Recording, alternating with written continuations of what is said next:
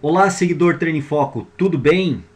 Mais uma vez a série Treino em Foco Análise de Artigo e hoje analisando o trabalho que tem como título, vocês veem aí na tela, comparação da resposta da percepção subjetiva de esforço e da carga total levantada nos exercícios resistidos em plataforma estável e instável.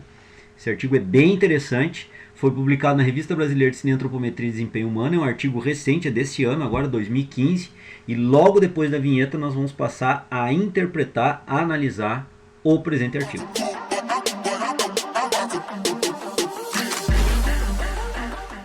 Bem, pessoal, como eu já descrevi na vinheta, ou antes da vinheta, nós vamos analisar hoje esse presente artigo, um artigo 2015 publicado na Revista Brasileira de Cineantropometria. Vocês perceberam que quando eu já falei agora na abertura, tem a ver com quilagens de carga levantada em determinado protocolo de treinamento, e o fator básico aqui comparável é plataforma estável e plataforma instável. Aqui nós temos os nomes dos autores, a Liliane Aranda e outros autores aqui. Nós temos aqui então, eu vou falar normalmente salientando a primeira autora, que fica mais fácil a gente trabalhar com a ideia do autor. Vejam bem, essa série... Volto, reitero a informação. Essa série tem por objetivo fazer com que aqueles seguidores Treino em Foco que busquem informação científica possam ter uma forma de aprender ou entender melhor como fazer uma análise no artigo, como interpretar melhor o artigo. Claro que aqui nós não temos o objetivo de tentar sanar todas as dúvidas, não temos essa busca, mas contribuir para que entendam um pouco mais e saibam um pouco mais executar a leitura, a análise e interpretação do artigo. Então vamos lá, na última semana nós já analisamos o último artigo, eu já detalhei vários pontos sobre os tópicos do artigo e mais uma vez vou fazer. Normalmente, quando eu comecei essa série, eu não lia o resumo, mas na última postagem, semana passada e na postagem de hoje, eu vou ler esse resumo para nós já termos a ideia seguinte. Nós lemos o título, já obtemos assim o tema, pelo menos o tema do qual o artigo vai retratar. Vamos ler o resumo para ver se esse resumo nos traz informações, obviamente bem sintéticas, pontuais do trabalho, para que nós possamos entender pontos básicos desse trabalho e ver se vale ou não a pena ler todo o trabalho, se vai ao encontro das minhas necessidades de leitura. Não que nós venhamos a deixar de ler o trabalho, que o trabalho seja ruim. O trabalho pode ser extremamente bom, mas ele não traz um tema de relevância para aquilo que eu busco estudar naquele presente momento. E para eu definir se esse trabalho realmente traz informações direcionadas ao que eu busco estudar naquele momento, eu devo ler então o resumo com uma forma bem clara para tentar entender as lógicas básicas do trabalho. Então vamos lá. O resumo, vejam bem aqui, diferentemente do trabalho de semana passada, não fizeram uma frase de introdução. O resumo entra direto no objetivo geral do trabalho, o que é bastante comum. Não se perde espaço textual no resumo para se fazer uma introdução, você vai direto ao objetivo geral do trabalho. Em alguns autores, como nós vimos semana passada, ainda se faz aí uma frase, por exemplo, para se dar uma introdução, um estado da arte, algum aspecto pontual ali sobre o objeto de estudo do trabalho. Então vamos lá. Objetivou-se comparar a percepção subjetiva de esforço e a sua respectiva sigla, que será usada ao longo do trabalho, e a carga total levantada nos exercícios resistidos em plataformas estáveis e plataformas instáveis. Então esse é o objetivo geral, é comparar diferentes exercícios com instabilidade e sem essa instabilidade gerada através de plataformas. Participaram do estudo 20 homens, aqui a descrição das características físicas e antropométricas. Cada indivíduo realizou um teste de 15 repetições máximas, e aqui chamou a atenção, vejam bem, diferentemente do que nós vimos semana passada, agora são 15 RMs, repetições máximas. Semana passada nós vimos que os indivíduos faziam 15 repetições no trabalho que nós analisamos semana passada. Nos exercícios de meio agachamento, que foi gerado a instabilidade pelos discos de equilíbrio e realizado estavelmente sobre o solo, remada curvada pronada no solo, que é a forma estável, e sobre o brosu, que é a forma gerada de instabilidade, e rosca bíceps no solo, que é a forma estável, e discos de equilíbrio, que seria a forma de execução em instabilidade. Em ambas as condições. Foram medidas a pressão, a percepção subjetiva de esforço através da escala, que ele descreve qual foi o instrumento de medida, e o valor da carga levantada em quilograma. Para verificar a normalidade dos dados, aqui ele já entra no procedimento estatístico para detalhar a normalidade dos dados, utilizou-se o teste de Shapiro-Wilk. Isso é para ver se os dados têm um comportamento normal e se é possível então utilizar a estatística paramétrica, que é uma estatística mais poderosa, mais eficiente, vamos dizer assim, vamos pensar assim, do ponto de vista de análise estatística. Não que a estatística não paramétrica não seja, mas a estatística paramétrica ela tem um poder de análise de predição maior.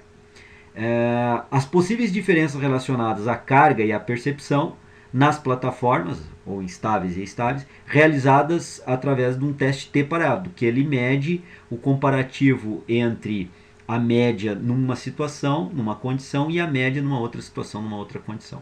Adotou-se um nível de significância de 5%, não foram, agora já entra em resultados, vejam bem, no final da metodologia ele descreve ali os procedimentos básicos estatísticos e entra no resultado. Isso é o que nos interessa. Não foram encontrados, então,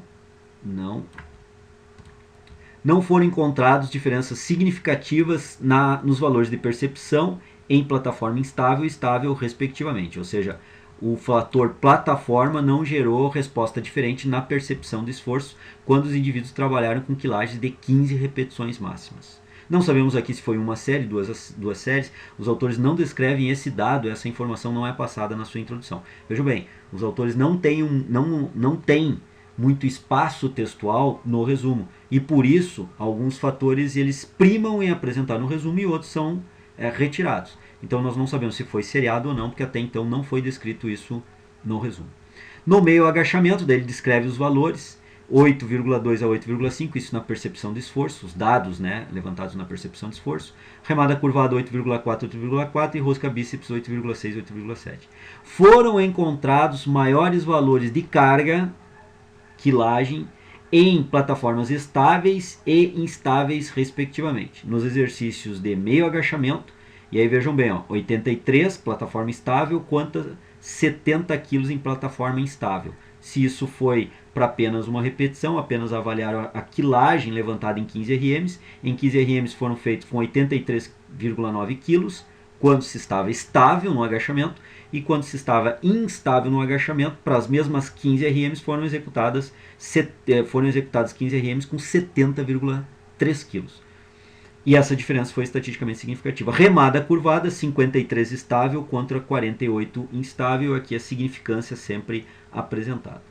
Em contrapartida, na rosca bíceps, que foi o terceiro exercício analisado, não ocorreu o mesmo. 48 kg em plataforma instável e 47,4 kg em plataforma instável. Essa diferença não foi estatisticamente significativa entre a execução instável e estável com relação à quilagem executada. É possível concluir que a plataforma instável não promovem diferenças na resposta de percepção subjetiva de esforço, mesmo sendo trabalhadas com a menor carga ou com uma carga semelhante. Está correta a conclusão dos autores, mas eu faria essa conclusão, eu descreveria essa conclusão de uma forma diferente. No final da análise do artigo agora, vocês vão ver como eu escreveria, eu daria um enfoque um pouco diferente. Não que nós iríamos mudar o resultado e seríamos tendenciosos, não é isso. Mas nós poderíamos fazer essa leitura da conclusão do estudo de uma forma um pouco diferente do que os autores fizeram aqui. Mas de qualquer forma, perfeito aqui. O resumo a gente já consegue ter uma interpretação relativamente clara de como foi feito o trabalho. E agora a gente passa, obviamente, para a leitura do trabalho como um todo.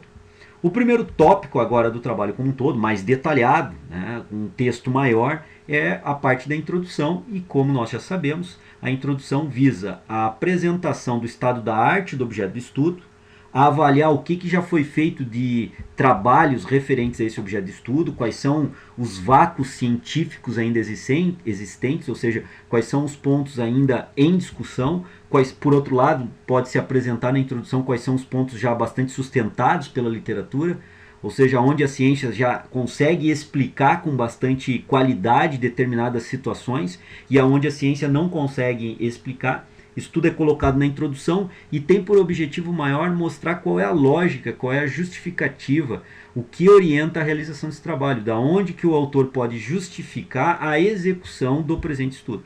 Então eu vou demarcar aqui, eu vou falar aqueles pontos que são mais importantes da introdução, que eu entendi assim. Lógico que você vai procurar esse artigo no grupo do Facebook Ciência no Treino em Foco. Ciência no Treino em Foco é um grupo fechado do Facebook, aonde você solicitando o seu ingresso eu vou liberar, e você vai ter condições de ver esse artigo analisado por mim com os meus comentários, que eu vou fazer também agora, de uma forma um pouco mais rápida do que eu fiz lá, já que lá são textos de comentário, e aonde tem vários outros trabalhos que eu analiso e posto lá. Sempre com a ideia de tentando ajudar o seguidor qualificado do Treino em Foco a entender melhor as dinâmicas de um trabalho de pesquisa científica, a ler melhor um trabalho de pesquisa científica. Esse é o nosso objetivo com essa série Treino em Foco, análise de artigo. Então vamos lá. Você já sabe que quando eu vejo um destaque no texto, entendo ele como destaque, eu já marco com esse bege mais claro, e com um bege mais escuro aqueles pontos que são mais importantes, e em amarelo o que se torna mais importante ainda. Então eu escalono a importância de determinados pontos do texto pelas cores com que eu demarco essas frases. Quanto mais claro tem uma importância, mas não tão grande, quanto mais avançada essa cor, mais dinâmica essa cor como esse amarelo aqui, um destaque maior. Como nós temos aqui uma cor marrom, eu considero isso como um ponto de destaque bem grande do texto. Então é assim que nós vamos ler agora a introdução e os demais pontos do artigo de pesquisa. Vamos lá então. Artefatos capazes de provocar instabilidade vêm sendo comumente adicionados às rotinas de treinamento resistido, no caso, treinamento resistido com peso, com o intuito de aprimorar o equilíbrio muscular, assim como a estabilidade articular. Ou seja, nós projetamos instabilidade no treinamento, gerando a estimulação da capacidade de se estabilizar durante esse treinamento. De certa forma é isso que está sendo falado, com o apoio de uma referência literária que está numericamente citada aqui como a referência 1, lá no final do artigo, onde se encontra as referências, a referência 1 apoia esse argumento dos autores. Dessa forma, o treinamento com instabilidade promove distúrbios no sistema sensorial, provocando respostas reativas motoras dinâmicas involuntárias para gerar controle neuromuscular em determinada articulação. Isso apoia-se em artigos de pesquisa e, no caso aqui, o artigo de pesquisa numericamente citado nas referências como 3. Então os autores vão explicando um pouco mais o que é o treino com instabilidade durante a sua execução. Considerando ainda que em inúmeras atividades do cotidiano, assim como na prática esportiva, nenhuma musculatura opera de forma isolada, e aqui ele se apoia na literatura mais uma vez, ou seja, são executados cadeias cinesiológicas musculares de movimento, torna-se cada dia mais evidente a importância de se utilizar a instabilidade em algum período de treinamento, seja pelos seus benefícios preventivos ou reabilitativos. E aqui ele se apoia mais uma vez na literatura para aplicar, para afirmar essa colocação. Para o monitoramento e controle da intensidade durante o exercício resistido, a percepção subjetiva de esforço possui um grande respaldo no meio científico, especificamente com a sua relação estreita com os principais marcadores fisiológicos de estresse durante o exercício, tais como atividade eletromiográfica e lactato. E aqui ele se apoia em 2 estudos. Vejam bem, ele estava discutindo a questão da instabilidade corporal e agora ele passa a apresentar a percepção subjetiva de esforço como uma forma fácil de captar essa informação e se correlaciona fortemente com marcadores de esforço, atividade eletromiográfica e lactato, pelo que ele vem citando aqui. Então a lógica do autor é mostrar que como duas atividades de marcador de esforço extremamente qualitativas ou extremamente importantes para se quantificar esse esforço, a eletromiografia e a dosagem de lactato, se correlaciona forte com uma medida muito fácil de ser verificada, que é a percepção de esforço. E é uma medida que ele utilizou nesse estudo justamente para ter uma ideia de qual é a percepção de esforço que esses indivíduos tinham. E essa percepção de esforço se correlaciona, a princípio, com atividade eletromiográfica e produção de lactato sanguíneo. Seguindo em frente aqui, ainda no capítulo de introdução, nesse sentido, levando em consideração que as modificações na superfície dos exercícios são suscetíveis a alterações no padrão motor, intensificando a participação da musculatura estabilizadora e do core, aqui sabidamente e especificamente com um treinamento em instabilidade, plataformas de instabilidade, durante a execução dos movimentos, acreditamos que, talvez, fossem capazes de alterar a natureza de resposta fisiológica, afetando assim o esforço percebido. Então eles estão justificando, de certa forma, o porquê de se colocar a percepção subjetiva de esforço como uma variável coletada no estudo para avaliar em relação comparativa plataformas instáveis e plataformas estáveis. Seguindo aqui, na introdução, contraditoriamente, Goldman e outros não relataram tais diferenças entre as superfícies, mostrando que essas alterações parecem ser dependentes dos exercícios utilizados, da musculatura envolvida nesses exercícios, nesses movimentos, bem como os dispositivos empregados para gerar tais instabilidades. Então eles estão comparando agora o que já se sabe na literatura e, como eles colocam aqui, isso parece entre alguns autores ainda ser um tanto quanto contraditório. Então é uma forma de mostrar a importância do trabalho, é mostrar que as informações que se tem sobre aquele tema, sobre aquele objeto de estudo ainda são contraditórias, carecendo, portanto, de mais estudos para o aprimoramento do entendimento daquele ponto científico. E aqui eles lançam a hipótese deles de trabalho. A hipótese inicial do estudo é que a instabilidade poderia gerar menor valor de carga levantada, porém poderia acarretar maior resposta de percepção subjetiva em virtude do aumento da dificuldade na execução, gerada obviamente por essa instabilidade, o envolvimento de mais musculatura sinergista e estabilizadora em exercícios em instabilidade, comparativamente com exercícios com estabilidade. Eu botei aqui, ó, traduzindo, treina-se com menor intensidade, menor quilagem, mas percebe-se a execução do exercício com mais intensidade, ou como mais intensa a percepção. Em linhas gerais, é essa a hipótese dos autores e eles vão fazer então um estudo para tentar identificar se isso é verdadeiro. E aí parte para o segundo capítulo, em um capítulo bastante importante do trabalho, que são os procedimentos metodológicos, material e método. Então existem vários, às vezes, termos para definir esse tópico. Esse capítulo, ele visa mostrar como o trabalho foi efetivamente executado, como o experimento foi conduzido, como os indivíduos foram testados, experimentados no trabalho de pesquisa. Então vejam bem, eu salientei alguns pontos importantes. Foram 20 indivíduos do sexo masculino, percentual de gordura baixo para sexo masculino, 11,8, então indivíduos não eram obesos, não eram gordos, até tinham um perfil de gordura normal a baixo, com experiência prévia em força, já treinaram força, vejam bem, com média de treinamento de força de 6,2 anos. Então indivíduos com bastante experiência de treinamento de força. A amostra foi selecionada de forma não probabilística, para a qual foram selecionados voluntários que se adequassem aos critérios de inclusão e exclusão previamente estabelecidos, por isso foi não probabilística, como os autores colocam aqui. Vamos lá. Os fatores foram incluídos no estudo indivíduos que seguissem os seguintes critérios. Então são critérios de inclusão. Homem com idade 19 a 30 anos, então eles fecharam a faixa etária. Não ter sofrido lesão ósteo-mio-articulares nos membros superiores e inferiores nos últimos 6 meses. Então os autores vão apresentando critérios que os indivíduos deveriam apresentar para serem incluídos como indivíduos a serem estudados no grupo da amostra. E também os autores apresentam critérios de exclusão, que isso é bastante comum, estabelecer critérios de inclusão e exclusão. Quais são as características que os indivíduos poderiam apresentar que estariam excluídos da amostra? Fizessem consumo de medicamentos, bebidas alcoólicas e fumo, estariam excluídos da amostra. Apresentassem relato de doença ou agravante osteomuscular, estariam excluídos da amostra. Tivessem experiência prévia no TRP com plataformas estáveis, ou instáveis, melhor dizendo. Então pode-se perceber que os indivíduos que participaram do estudo foram indivíduos sem experiência prévia de treinamento em plataformas instáveis. E por outro lado, foram indivíduos com média de experiência em treinamento com plataformas estáveis, solo, com 6 anos, em média. Então essa é uma característica bem importante da amostra.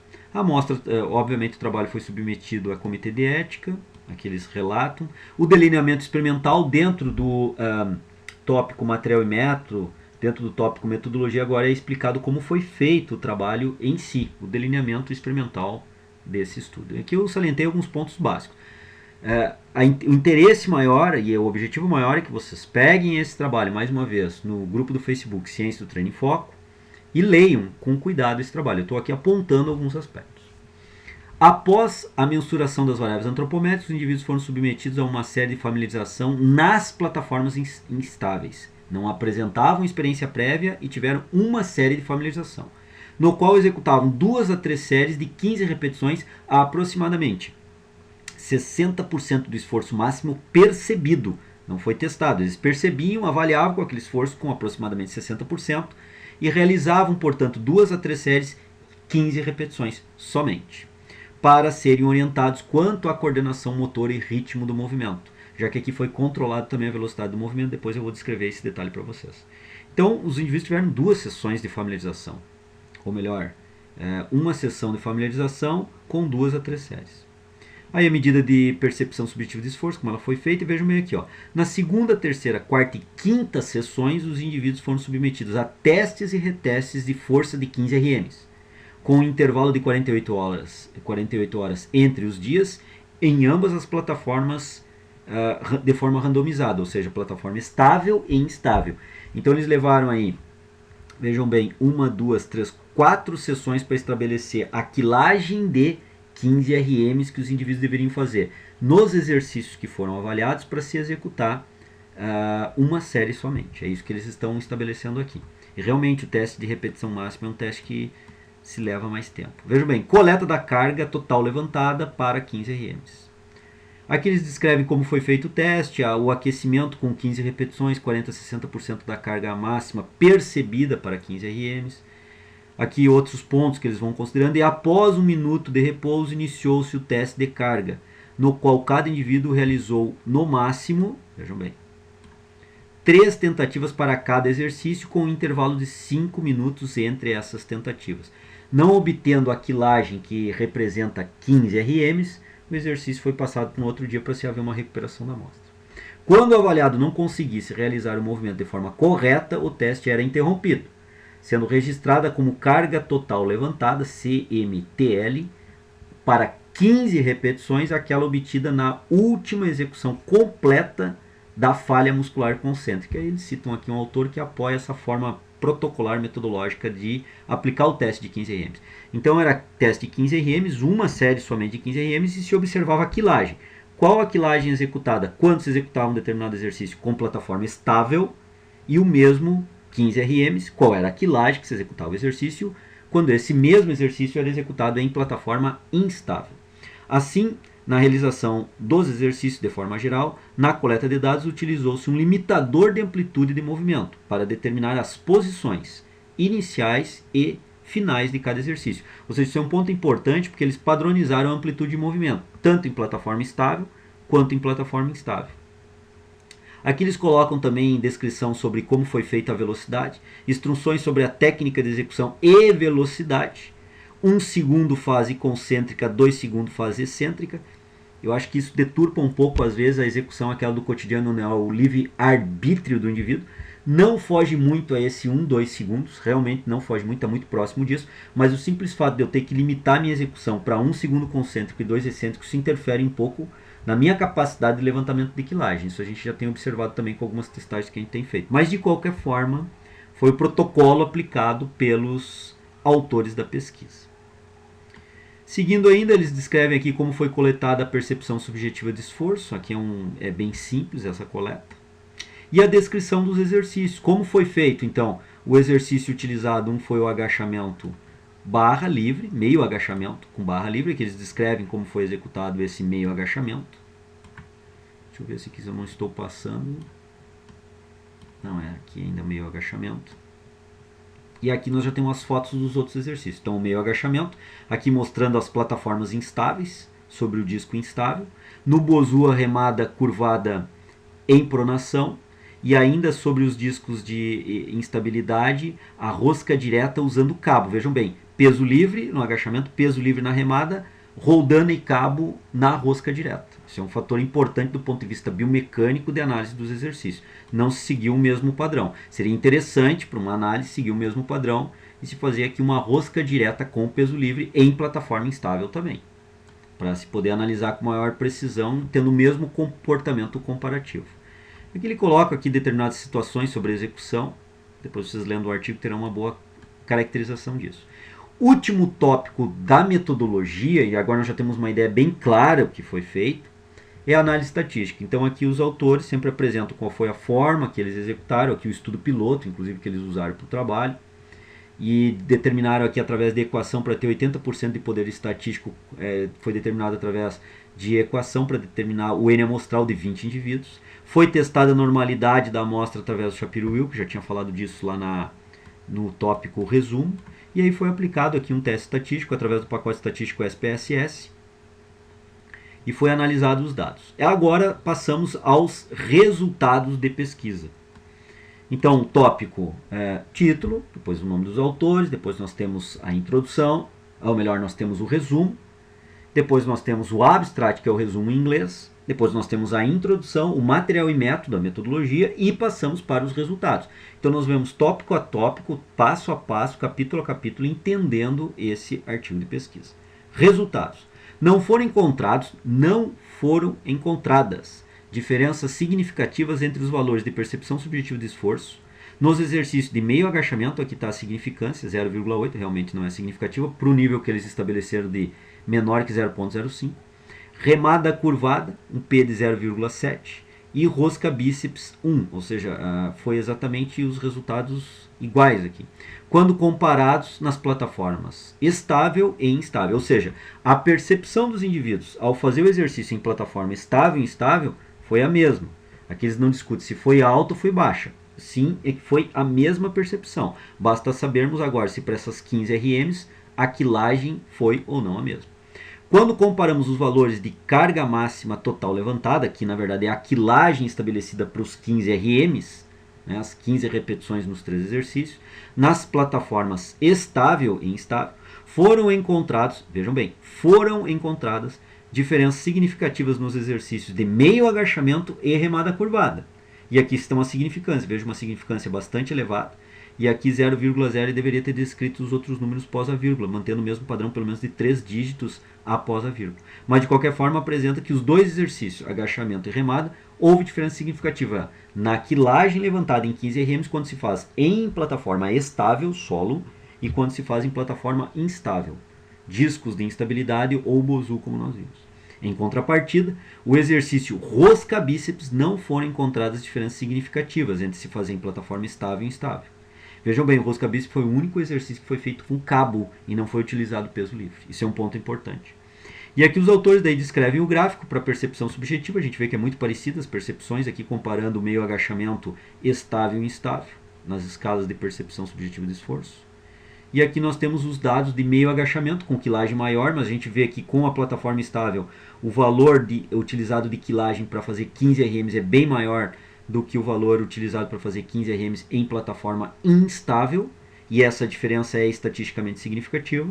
O mesmo ocorre para a remada curvada pronada, que ela foi maior na plataforma estável do que na plataforma instável, embora a diferença não tenha sido tão grande assim como foi no agachamento, essa diferença foi estatisticamente significativa. E para o rosca bíceps, em plataforma estável e instável, os valores não foram estatisticamente significativos. Lembrando, foi o único exercício que não se utilizou peso livre, e sim com cabo. Feita a apresentação dos resultados, entendendo o processo do trabalho, passamos à discussão. Os autores passam à discussão, que é o próximo tópico, o capítulo do artigo. Na discussão dos resultados é tentar analisar os resultados encontrados frente à literatura. O que a literatura já falava, o que eu encontrei nesse estudo, eu enquanto pesquisador. Então, o que a literatura já falava, qual era a tendência de resultados a serem encontrados, pelo que a literatura já havia estudado e entendido até então, e o que eu encontrei. Existe alguma novidade no que foi encontrado? O que foi encontrado está de acordo, está indo ao encontro do que a literatura coloca, ou o que nós estamos fazendo está em total desacordo ao que a literatura coloca, ou seja, está indo de encontro e não ao encontro do que a literatura coloca. É isso que deve ser feito, em termos gerais, na discussão dos resultados. No artigo que eu postei semana passada, também eu exploro bastante essas questões, o que deve ser feito numa discussão dos resultados. Então, cabe vocês também analisarem o Treino Foco Análise de Artigo de semana passada, que é interessante que vocês vejam. Eu vou pedir para o Caio agora na edição, botar agora, nesse momento aí, uma janela aqui com o artigo da semana passada, para que vocês também possam ir nessa postagem que nós fizemos aí semana passada, e possam, nessa janelinha que vocês estão vendo aí ao lado, no artigo que vocês visualizam agora, interpretar o artigo postado semana passada, analisar também, principalmente esse tópico de discussão dos resultados que eu apresento semana passada, no artigo da semana passada. Então vamos lá, vamos ver como os autores aqui analisaram os seus resultados. Os principais achados desse estudo, presente estudo, apontam que o exercício de meio agachamento e remada pronada, remada curvada pronada, a utilização de plataformas instáveis provocou menor valor de carga levantada para se executar 15 RMs em relação à plataforma estável. confirmando a hipótese inicial do estudo que a instabilidade do movimento promoveria uma diminuição na força produzida. Então a instabilidade gera um aumento da musculatura estabilizadora e do ponto de vista de quilagem levantada apresenta um menor valor. Então gera maior esforço muscular estabilizatório e muito provavelmente por isso, não consiga manter as quilagens que se mantêm quando se tem um esforço estabilizador menor em plataforma estável. Essa talvez seja a lógica de se ter encontrado isso no estudo. Agora vejam bem, isso não ocorre em cabo. O rosca direta feito em cabo não mostrou essa característica. Já a plataforma estável pode promover maior desafio ao sistema neuromuscular quando comparado à plataforma estável. Ele se apoia aqui numa fonte literária que lá na referência bibliográfica está citado como 2. Então esse é um ponto importante que ele está tentando justificar, ou os autores, melhor dizendo, estão tentando justificar o porquê que ocorreu esse menor valor de quilagem para 15 RMs quando se trabalha em plataformas estáveis, né? O maior desafio para o sistema neuromuscular. Estudos anteriores encontraram diminuição na produção de força dinâmica no exercício supino reto em plataforma instável comparado ao banco estável. O estudo 7, lá na referência, o estudo 8 e o estudo 16. Então ele está mostrando que o resultado do estudo encontrado aqui está de acordo, está indo de encontro, está concordante com alguns estudos já da literatura. O estudo referenciado aqui numericamente por 7, 8 e 16. As hipóteses levantadas do estudo estavam baseadas em dados já divulgados na literatura e estão concordantes os resultados com as hipóteses e com os dados da literatura. Lembrando sempre que a amostra que ele utilizou era totalmente inexperiente com treinamento instável. Talvez se nós trabalharmos com amostras que já são experientes no treinamento instável, os resultados não sejam os mesmos para o mesmo modelo experimental de trabalho, para o mesmo modelo, talvez não seja. Então isso é tudo uma questão de ser pesquisado. Outros dados importantes aqui na discussão, que eu saliento, vejam bem, esses ainda acrescentam, ele está citando e discutindo autores aqui em cima. Então o ponto básico é o que eu vou salientar agora. Esses autores, né, acrescentam que a natureza dessa resposta pode ser alterada por fatores como o exercício utilizado e as musculaturas presentes na realização desses movimentos. Ou seja, o tipo de exercício e o grupo muscular envolvido pode gerar, como gerou em relação à rosca bíceps, não houve essa diferença entre plataforma estável e plataforma instável. Adicionalmente, podemos inferir que, apesar da plataforma instável impor uma situação de desequilíbrio, o que provavelmente culminaria com menor carga máxima total levantada, essa resposta tornou-se atenuada devido ao fator de utilizarmos a execução do rosca bíceps no cabo, o que possui um papel crucial na estabilidade do movimento. E aqui ele se apoia em 2 trabalhos também, numericamente aqui citados como 24 e 25. Então é o caso que eu já vinha falando. Seria interessante que ele tivesse feito isso também com rosca direta com a barra, peso livre, sem ter feito na plataforma estável. Ou talvez a ideia dos autores era justamente essa, colocar um exercício que tem uma característica diferente, não é com peso livre, é em cabo, e isso mudou a resposta. Então cabe mais estudo para entender um pouco melhor. Ele levantou uma situação problemática na literatura que deve ser melhor explorada em futuros estudos. Lembrando que esse trabalho é de 2015, portanto extremamente atual. Tais fatores poderiam ser preponderantes para as similaridades presentes nos valores de carga máxima total levantada, no caso do exercício de rosca direta no cabo. Aqui ele apresenta outras discussões, os mecanoceptores, ele tenta explicar, então, essa é a ideia da discussão, tenta explicar alguns fatores. Como último ponto aqui, nesse sentido, sugerimos que pesquisas futuras sejam produzidas para um melhor entendimento de como as variáveis tipo de superfície, tipos de exercício e percentual da carga, aqui ele trabalhou com 15 RMs, poderia ser modulada a combinar para a obtenção de um melhor desempenho e aplicabilidade prática, ou seja, entender melhor para que nós possamos usar essa informação na prática do treinamento. Beleza, suas conclusões ou as conclusões dos autores então. Os exercícios de meio agachamento livre, remada curvada, pronada, na plataforma estável apresentam valores significativamente superiores quando comparados em plataforma estável. Isso em relação à quilagem de 15 RMs levantada. Será que ocorreria o mesmo se nós fizéssemos várias séries? se nós fixássemos isso, qual seria a repercussão sobre as repetições máximas, pensando aí no intervalo de 1 minuto, 15 RMs na primeira série, manteríamos a mesma quilagem para uma segunda série com 1 minuto de intervalo em plataforma estável e instável, e faríamos de novo repetições máximas até a falha. Os indivíduos, será que manteriam as 15 RMs? Ao não manter as 15 RMs numa segunda série, quem decairia mais essas RMs? O pessoal que trabalhou com plataforma instável ou o pessoal que trabalhou com plataforma estável? São tudo questões que podem ser levantadas em futuros estudos e melhor entendidas esses fatores. Sendo assim, o treinamento resistido em plataforma instável com menor carga máxima total levantada provoca semelhante resposta de percepção subjetiva de esforço. Eu colocaria diferente. Eu faria uma leitura um pouco inversa disso. Ao invés de dar ênfase na percepção, na carga total levantada e correlacionar com uma percepção similar, eu faria uma leitura diferente. Não que mude os dados, mas interpretar de uma forma um pouquinho diferente. Vejam bem, ou seja, para uma mesma percepção do esforço, ou para uma mesma percepção, no mesmo patamar de percepção do esforço que o praticante está treinando com uma quilagem, e consequentemente uma mesma intensidade, então, para uma mesma percepção de esforço, né, que se está treinando com a quilagem e consequentemente intensidade, de treinamento menor quando em plataformas instáveis. Então vejam bem, se eu estou com a mesma percepção de esforço, eu estarei treinando com menor quilagem e menor intensidade em plataforma instável do que plataforma estável. Por outro lado, para a mesma percepção de esforço, eu estarei treinando com uma quilagem maior, ou seja, com uma intensidade maior, quando eu uso plataforma estável, do que comparativamente com plataforma instável. Então, nesse sentido, em termos de elevar ou diminuir a intensidade do esforço, parece que a plataforma estável é mais versátil, é mais viável para que nós possamos trabalhar com a mesma percepção de esforço com quilagens mais elevadas para se fazer 15 RMs, por exemplo. Então, do ponto de vista de intensidade de trabalho, de hipertrofia de trabalho, a plataforma estável, nessa forma da leitura que eu fiz, parece ser mais producente do que a plataforma instável. Embora a plataforma instável, a gente saiba de todas as características positivas que elas possam desenvolver, mas o objetivo de força e hipertrofia há um decréscimo da intensidade da quilagem quando se treina em plataforma instável, não sendo tão eficiente quanto plataforma estável. Espero poder ter explicado para vocês essa forma um pouco diferente de ter entendido o trabalho. Não que eu mudei os resultados, mas eu fiz uma leitura um pouco diferente.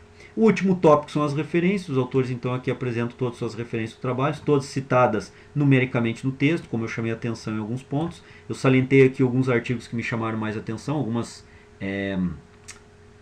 citações que me chamaram mais atenção ao longo do texto.